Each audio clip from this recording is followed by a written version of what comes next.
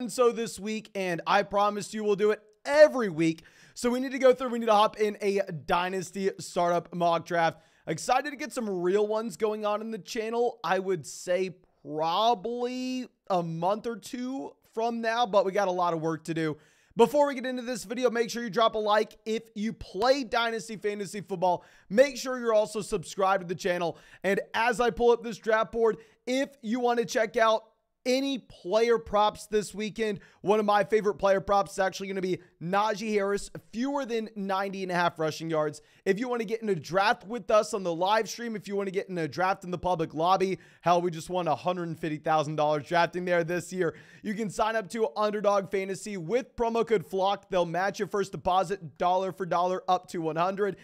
And you will get our 2023 Dynasty Fantasy Football rankings. You can find that link in the live chat. You can find that link in the description. But we're going to be picking at the 104 here. Let's go ahead. Let's start this bad boy off. This is going to be a super flex 12-team tight end premium league where rookie picks are going to be included, but those rookie picks are going to be kickers. So I already know we're going to have a lot of people that are new here going, oh my gosh, why are kickers going so early? Why is he taking so many kickers?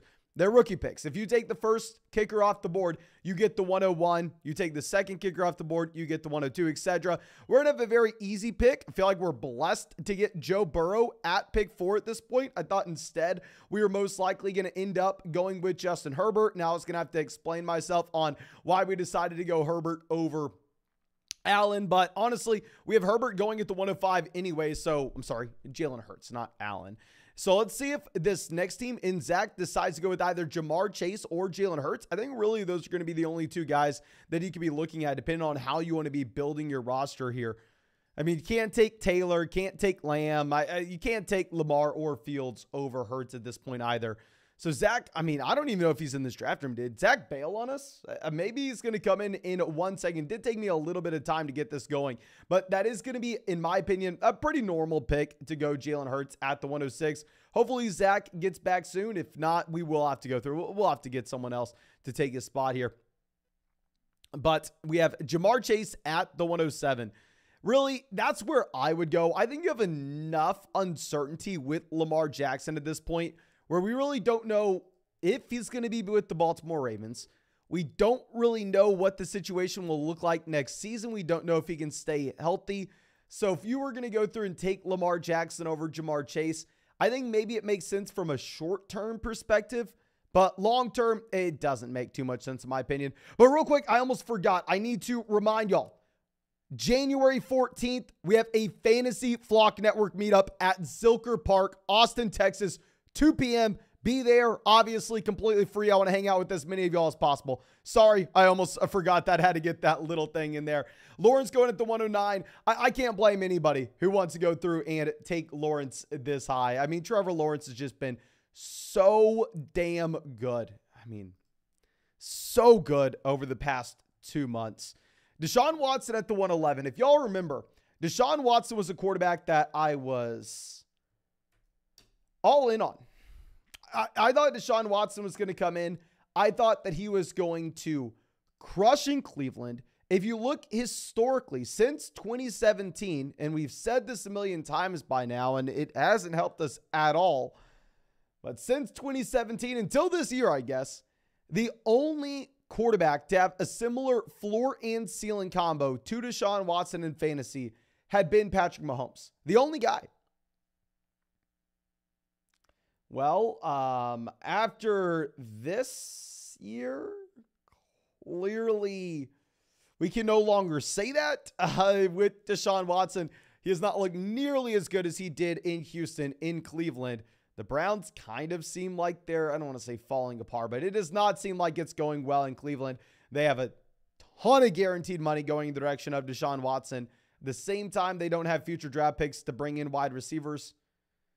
So I don't know. I mean, I was all in on Deshaun Watson, but I feel like we kind of have to take our L here.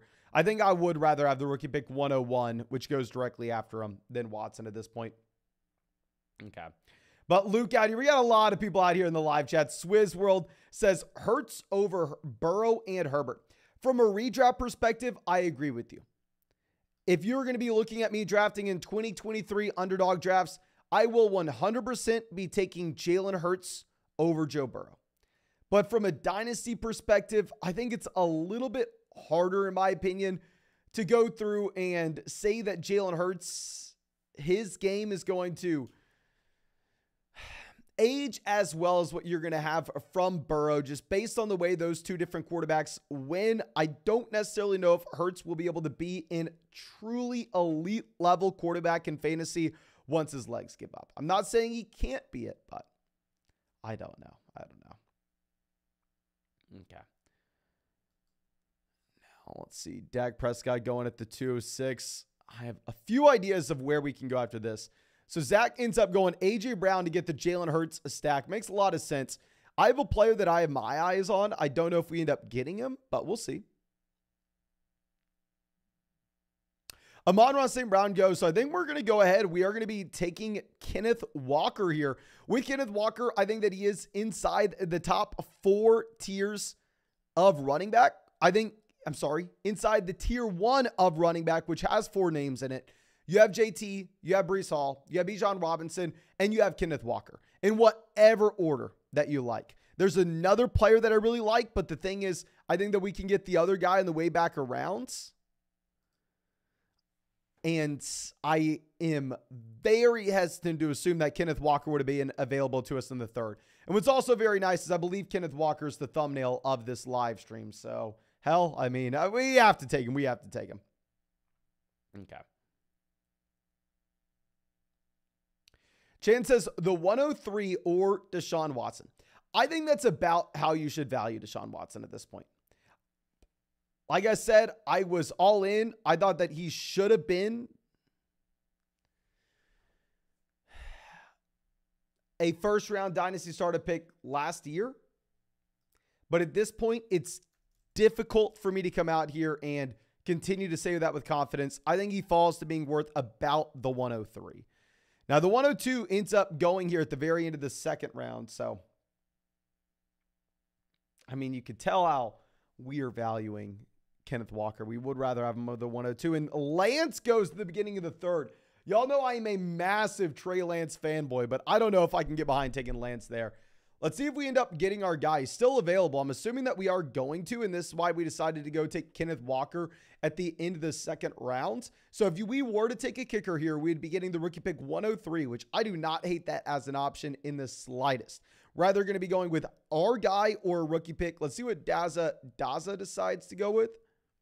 Goes Saquon Barkley. Okay, so our guy here is T. Higgins. I really like taking T. Higgins because he is a hyper-productive, young stud wide receiver attached to a franchise quarterback that we have on our team. So we're going to get Higgins stacked up with Joe Burrow. All these guys fit a very nice mold of a player that we're looking at early on in dynasty startup drafts, where we want production early, but at the same time, we want those young cornerstone assets. This way, if we find veteran value that we love in rounds 5, 6, 7, and 8, we can go in the direction of the veterans and push to win in 2023.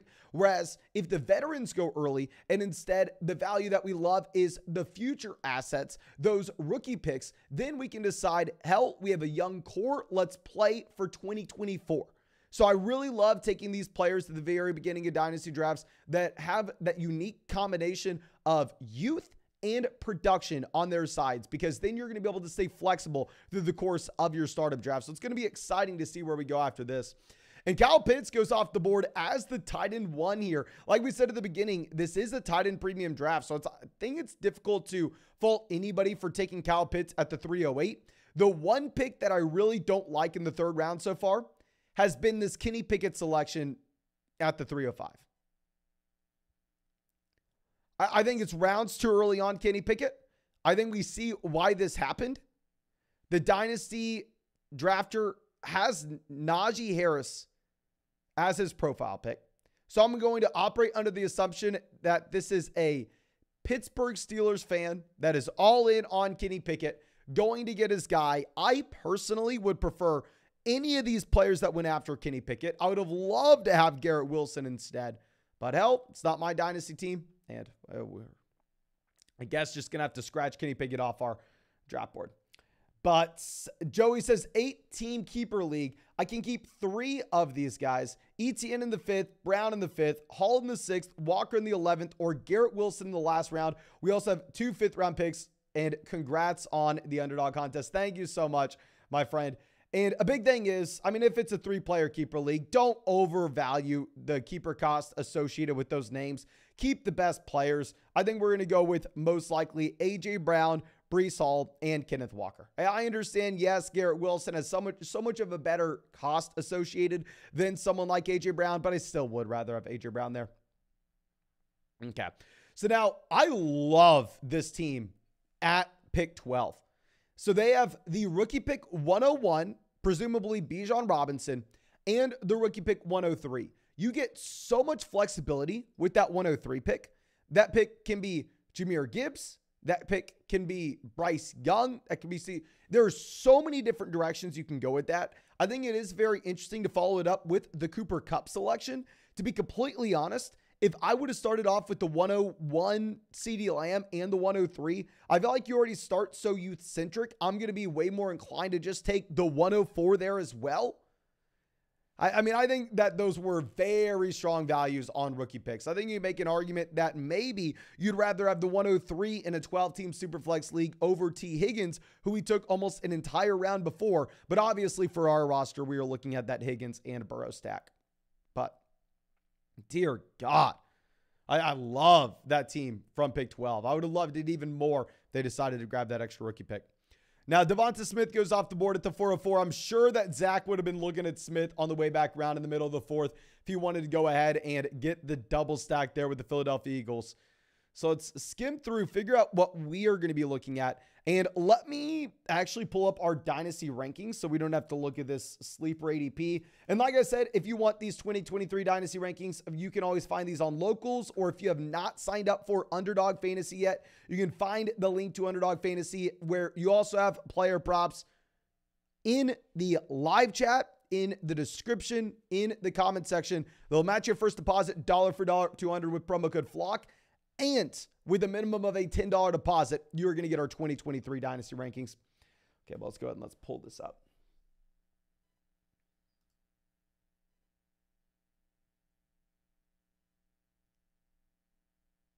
Okay.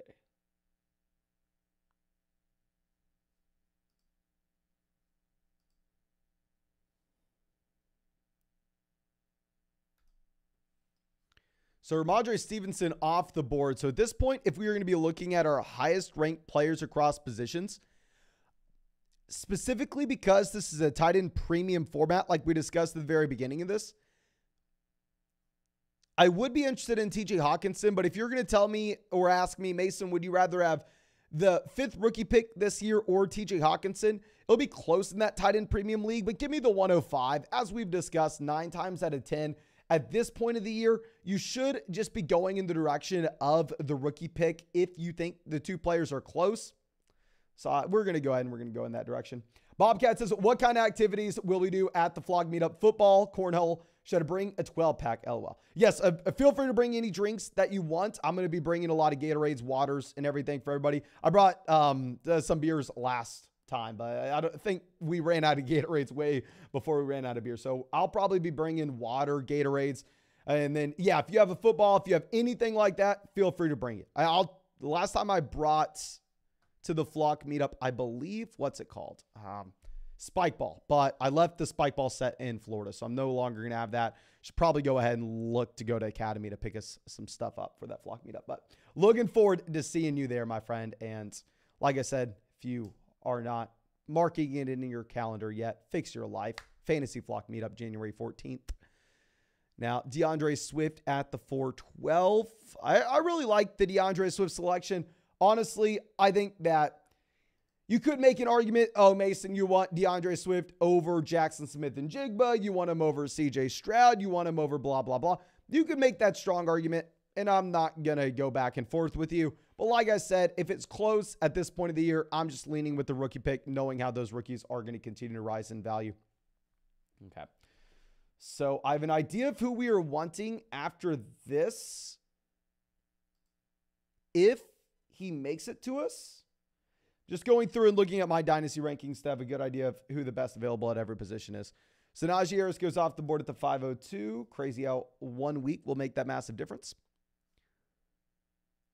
Okay, so I think I know what most people would do. I think most people would go ahead and take Jameson Williams here. Personally, I'm probably not going to do so.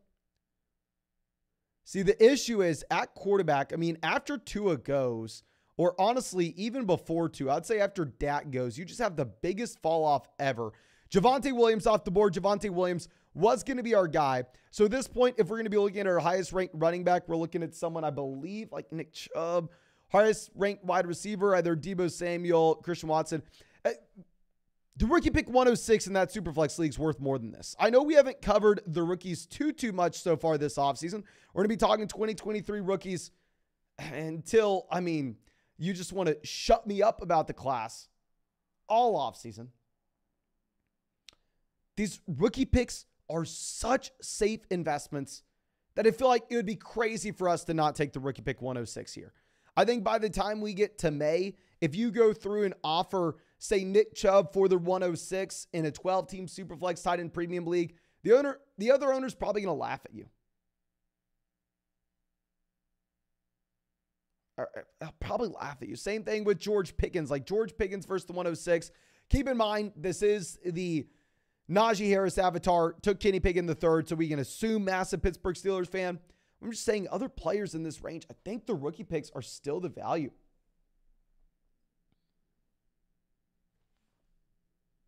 I feel like almost every mock draft we've been doing so far at the beginning of the offseason, we've been the guy taking all the rookie picks. But I mean, I've been playing in a large set of Dynasty leagues since 2014. I think we have a very good idea of how the Dynasty marketplace operates just through the course of the offseason, through the calendar year, really.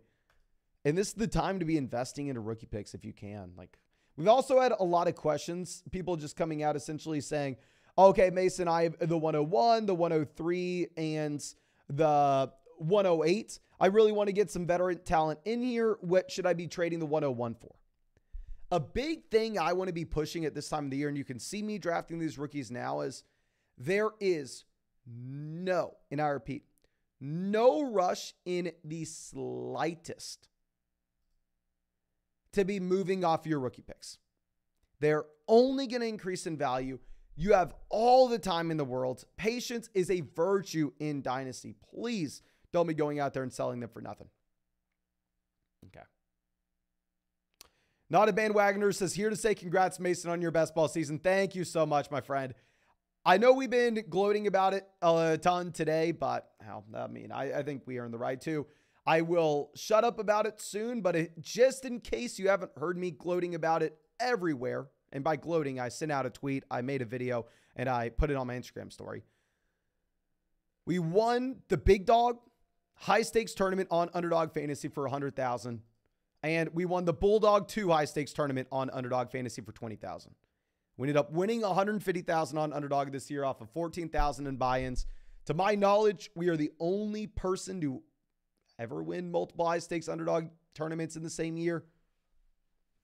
So I'm sorry for bragging a little bit, but we kind of have to. And Stradrick says, Wilson, Olave, London haven't shown any reason to take them over Christian Watson, let alone 8 rookie picks. He has the best situation and upside. Wilds.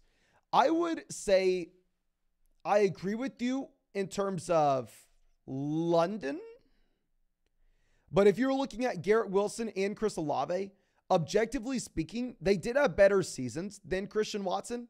They were significantly better prospects than Christian Watson.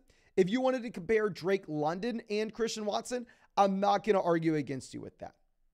Because Drake London was the much better prospect. Christian Watson was the much better rookie. And Christian Watson has a better situation going forward. I could see an argument for Christian Watson potentially over Drake London. But when you're talking about Chris Olave, when you're talking about Garrett Wilson especially, those guys were truly elite level prospects. And at the same time, they crushed their rookie years. So I don't know. Them in comparison to Watson, it's going to be a little tough for me. Okay. Now, Rashad White going off the board here at the 605. So I believe we took, let me just make sure that we understand what rookie pick we're on. 1, 2, 3. So we took the 104, 105, 106, 107. So you're looking at Christian Watson going right before the 108 in reality. John Dotson before the 108. Jerry Jeudy before the 108. I can't get behind it. Dear God. I'm sorry. Don't be mad at me if we take another rookie pick here. I almost don't want to because I understand it's the most boring thing ever. People are just going to be looking at our team full of kickers.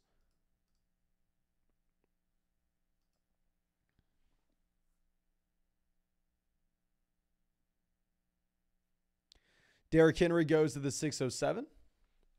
And please, in the chat, don't think I'm trying to make an argument of Christian Watson over Drake London. I'm just saying there I would understand that argument compared to London versus the other guys. And yeah, I'm sorry to do this. Let me confirm. 1, 2, 3, 4, 5, 6, 7. Yeah, we're taking the rookie pick 108. Here's what I want you to do in a 12-team Superflex Dynasty. I mean, a 12-team Superflex league. Go offer Dallas Goedert for the 108 right now. Go offer Derrick Henry. Go offer John Dotson. Go offer Rachaad White. Go offer Jerry Jeudy. I can guarantee you the 108 is worth more than that in your Dynasty league. And maybe not in a one quarterback league, but in a super flex league where you're going to have those quarterbacks pushing these guys down. They will. Colin says, congrats on the best ball winnings. I had a 42% advance rate in round 1 of Best Ball Mania. 13 out of 31. We got unlucky in the playoffs. Thank you so much, my man. And that's a phenomenal result. That's a phenomenal advance rate. I mean, it's hard to take too much away from playoff performances in best ball, obviously, because, and we said this in the video that we made earlier today talking about our results, but you do have to get incredibly lucky once you get to the playoffs. I think your advance rate shows, okay, hell, this guy crushed this season. Once you get to the playoffs, and we said this in that video, I'll never be able to repeat the results that we had this year. But it is, I don't want to say all luck, but a large chunk of it. Okay. So let's try to figure out who we are looking at as our highest ranked player. Okay, so I know who our highest ranked running back, quarterback, who's our highest ranked wide receiver.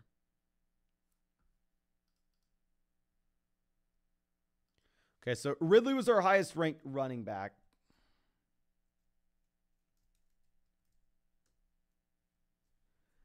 I think I know who we're going with here. In a Superflex league, we're going to go ahead. We are going to take Kirk Cousins. Obviously, it's not too exciting. I don't want to even talk about it too much. It's like Kirk Cousins or the 110. Well, I think it's about fair range. If you're going to be looking at a lot of the other quarterbacks here, they're all pretty bad. I think you have that severe drop-off after Dak Prescott at the 206. Don't love the Cousins pick. Don't hate it, but I don't think we're going to get another quarterback that has guaranteed job security and can be productive falling back to us in the 8th. Okay.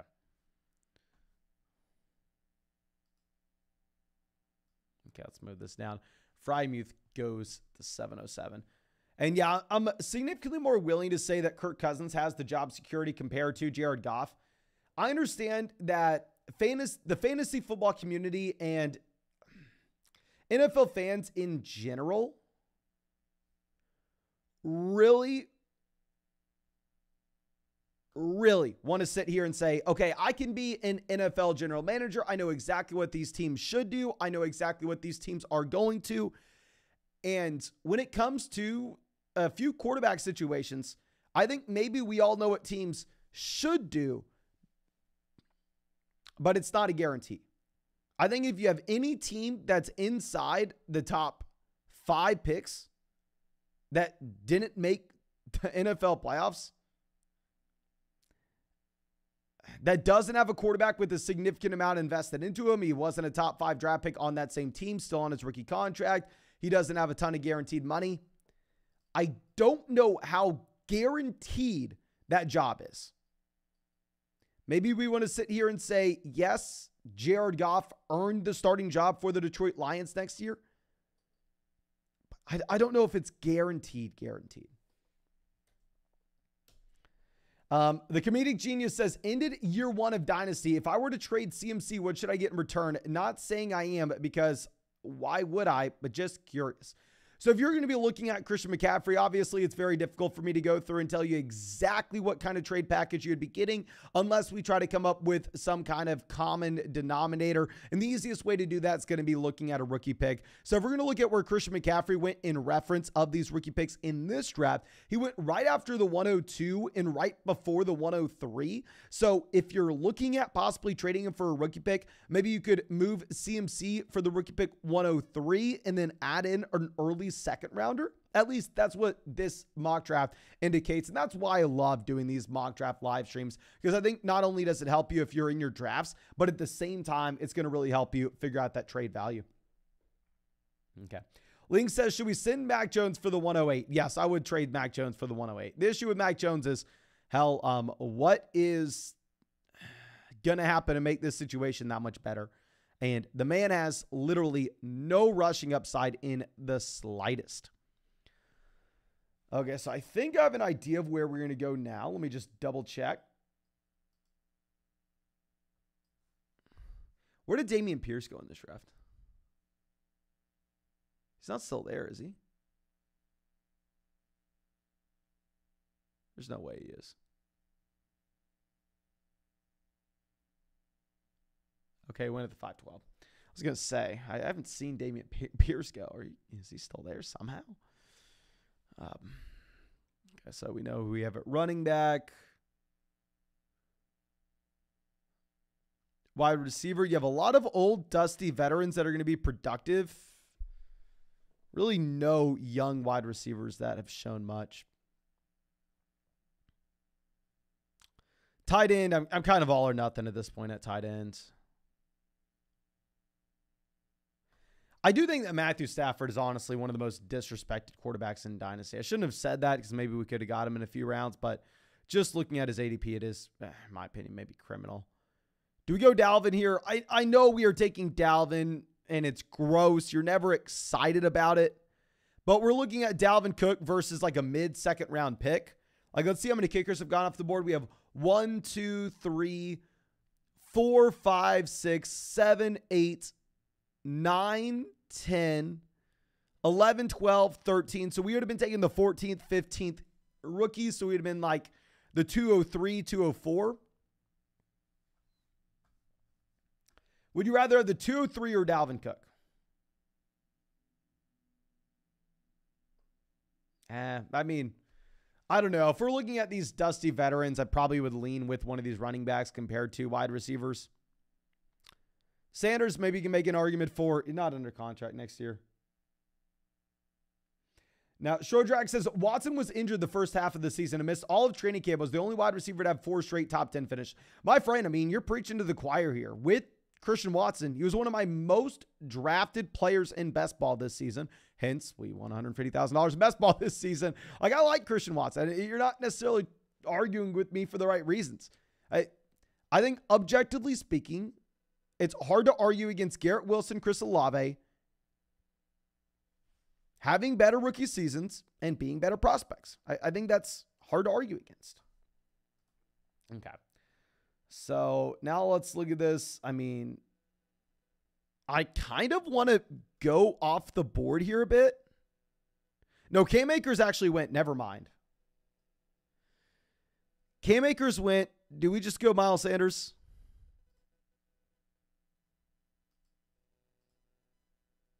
We're going to go Miles Sanders because why the hell not? I mean, you're not too excited about it, but it's the 9th round. You're looking at a mid-second round pick if we wouldn't. Cam Akers was going to be the pick here. Dalvin Cook versus Akers was close for us in the first place. Maybe what we should have done looking back on this is maybe we should have gone Stafford at the end of the 8th and then taken a veteran running back on the way back around at the beginning of the 9th.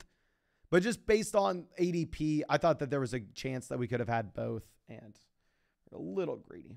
But I mean, all these veteran running backs are about the same.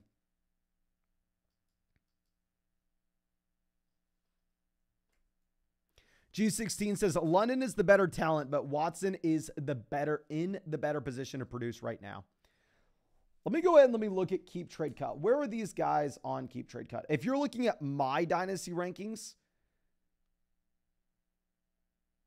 I do have Drake London ahead of Christian Watson by about 3 spots, which is similar to what we see in this draft here. If we're looking at Keep Trade Cut, you have London at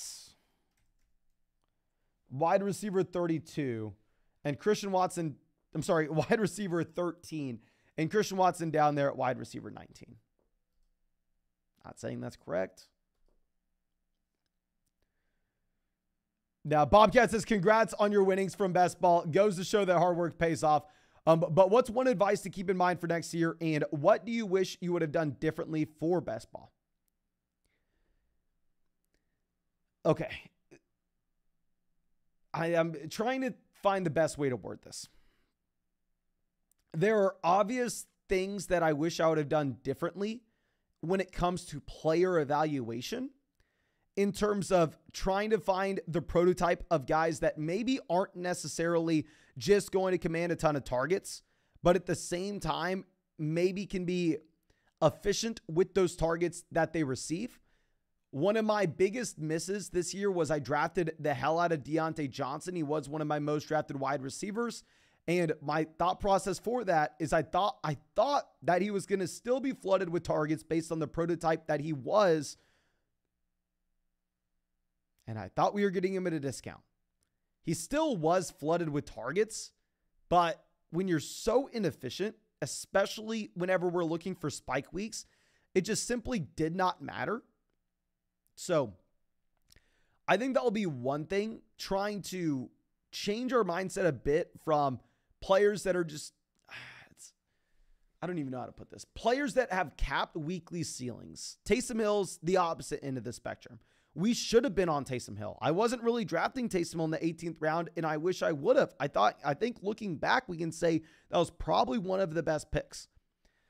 But I will say one of the biggest mistakes I've seen other people make when it comes to best ball and fantasy football in general is they think that there is a 100% correct way to go about things and a 100% incorrect way to go about things. People were laughing at us, mocking us for our live streams for drafting those underdog teams, and we crushed them this season. Like, literally. People were making entire videos just mocking and laughing at us. And let's see their results compared to ours.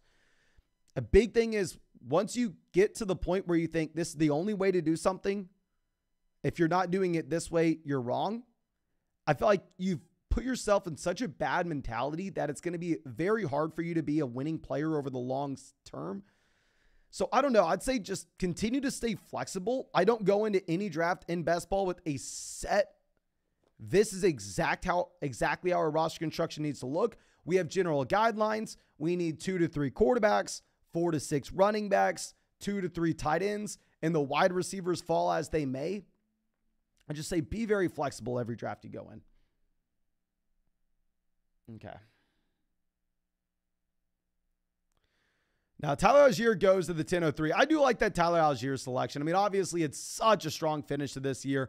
Day 3 running back doesn't really have much team commitment in a bad offense, though. So very similar to what we've been discussing with a lot of those day 3 backs. Very similar to Isaiah Pacheco. You never know what the team's going to do in the offseason. They can always go through and make the investment into someone else.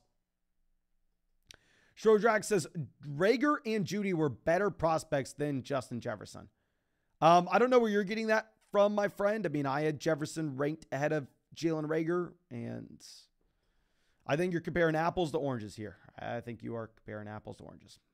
If you're trying to say that Garrett Wilson and Chris Olave are Rager and Judy and Christian Watson, Justin Jefferson, I guess apples to oranges. Khalil Herbert going at the 10-06. I mean, you have no David Montgomery under contract in Chicago next year. Very hard to know exactly what that situation will be like, but hell, not a bad pick. Cole Kmet goes to the middle of the 10th. Darren Waller goes as well. This point, do we want a mid-second round pick or James Conner?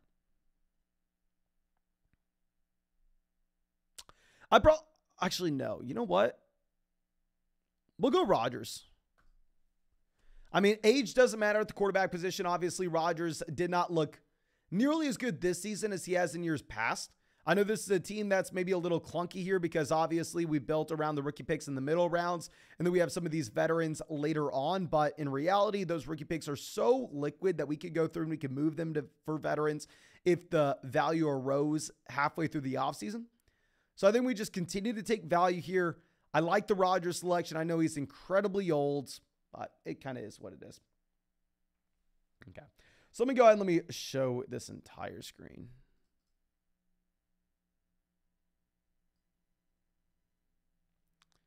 And if you have not done so yet, please go down there, drop a like on this live stream. Subscribe to the channel if you play Dynasty Fantasy Football as well. Okay, but move this up. I like the Gabe Davis selection. If I would have taken a wide receiver, it would have been Gabe Davis. Love the Evan Ingram pick as well. Believe Evan Ingram was the highest ranked tight end that we had. Yeah, we have Evan Ingram sitting there at tight end 10. We have Evan Ingram ahead of a few of these names here. So what rookie pick are we on? 1, 2, 3, 4, 5, 6, 7, 8, 9, 10, 11, 12, 13, 14. So on rookie pick, like either 15 or 16, because I'm probably missing one. It's like the 203, 204. Elijah Moore goes the beginning of the 11th.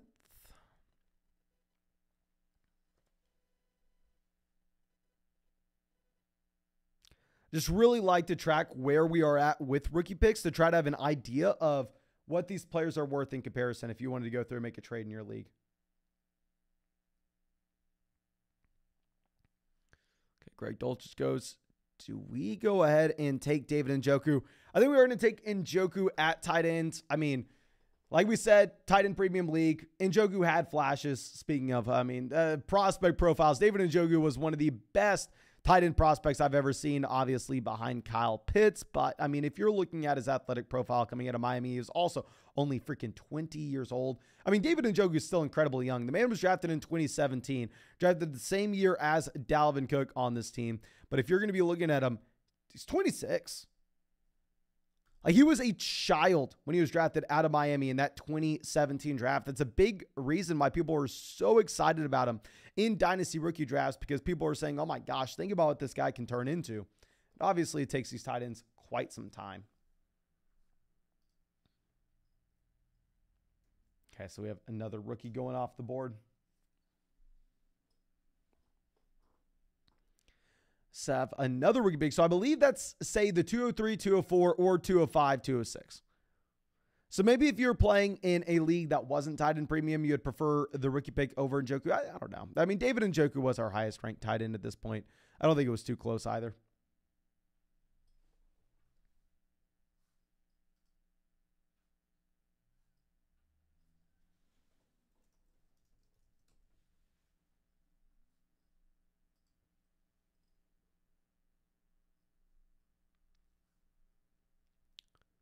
Connor at the 1108. I mean, I really like the James Conner selection, because if we're going back and looking at James Conner versus some of these veteran running backs that went previous to him in this draft, I know this is an extreme example, but if we were going to be looking at James Conner versus Derrick Henry's 29 in like a week.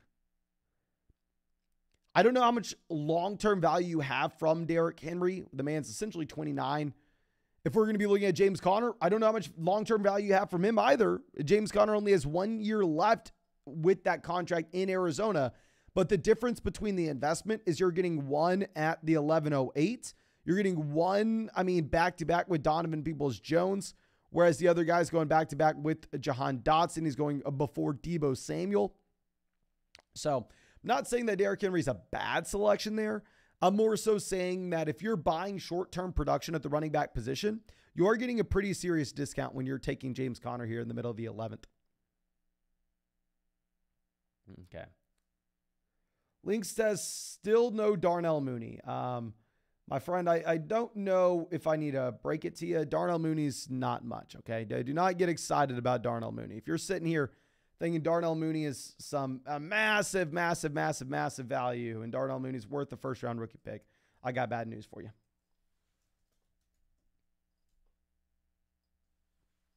Like Justin Fields averaged, I mean, the Chicago Bears averaged 129 passing yards per game this past year.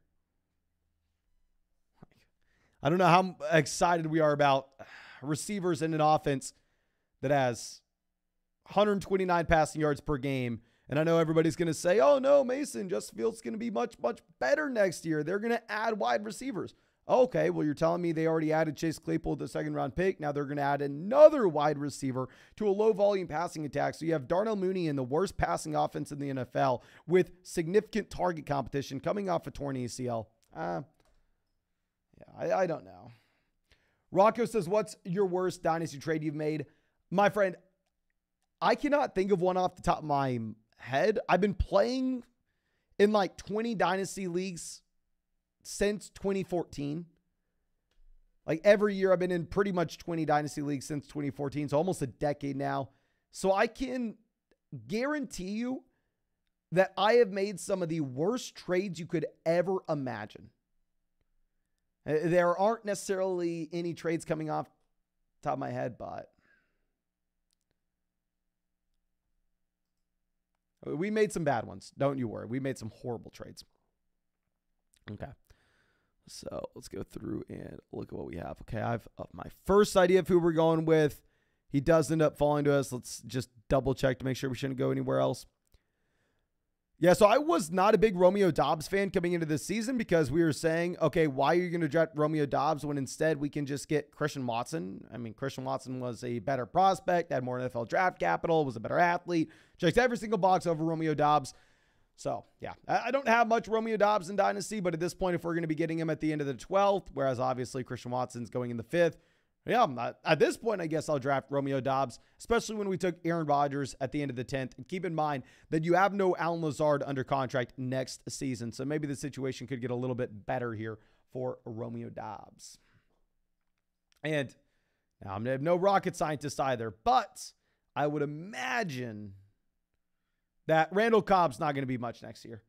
Bobcat says, could we start up a Dynasty League at the meetup? That is maybe something we could potentially do down the road. It would take a significant amount of planning. The reason we're doing it at Zilker Park, we did it there a few years back, and I really liked doing it there. I go to Zilker often. I mean, I love it. It is almost impossible for me to have any idea of how many people are going to the meetup. It can be anywhere from 3 people to 30 people. I have no idea. So for me to get us like an actual event, for me to like book us a room somewhere,